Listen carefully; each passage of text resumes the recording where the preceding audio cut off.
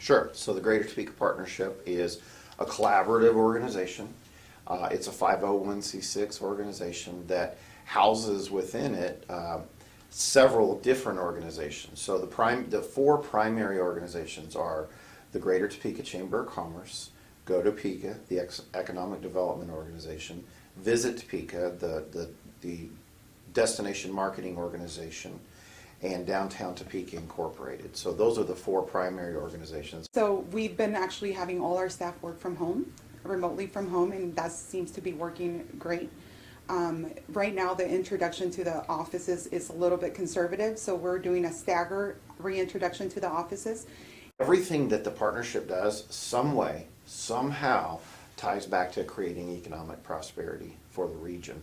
We do that through tourism, we do that through visitors, we do that through job creation, business retention and expansion, really smart legislative priorities, and also just making sure that we're developing our marketplace, for example, downtown, as part of our marketplace.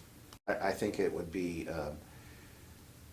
almost an understatement to say it's been devastating, but it has been just that. It's been devastating and horrific. I mean, we're 8 weeks into this. I think this might be week 8 that we're really into this. I know this is week 8 of since we were staying at home, started to stay at home. It hit our small businesses particularly hard, and that is really one of the things that keeps us up at night is how our small business is going to make it through this. It's also hit our hospitals. My goodness, I mean, I think a lot of times there's a misnomer that our hospitals are just full and bustling and busy right now. They're not. They're not able to do elective surgeries. They're not, so our hospitals are really hurting as well. So it impacts the entire community. But I will say this, Topeka is actually very well, we're poised to come out of this because of several factors. One of those factors is just the industries that we have here in Topeka. So we're fortunate to have strong health care. That's going to be really important. We're fortunate to have that capital over there and have a robust group of government employees here. We also have supply chain and distribution, food manufacturing, and financial services. So if you look around the country, 382 metropolitan statistical areas, Topeka is one of the very top, most resilient, highest ability to come out of this recession, and least vulnerable of all the metro areas in the United States. We have built, in partnership with the city and with the county, so the Greater Topeka Partnership, the city, and the county, have created a community recovery task force. Michelle Stubblefield, who her day job is running Leadership Greater Topeka and making sure that we implement Momentum 2022, is actually staffing that recovery task force. There are several sub-task forces.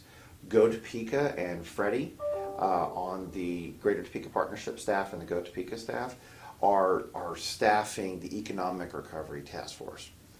Up until last week, the focus was getting our economy reopened in a responsible way. Today's the first step of that. We're going to be very long-term focused on reopening our economy and on recovery.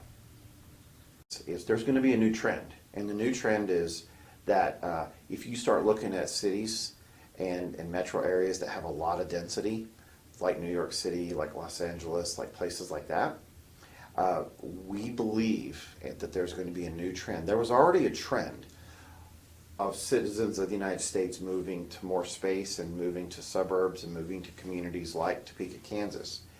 But now, post-pandemic and post-COVID-19, we really feel like that there's a massive opportunity for us to market the benefits that Topeka actually has, especially when it comes to our low density.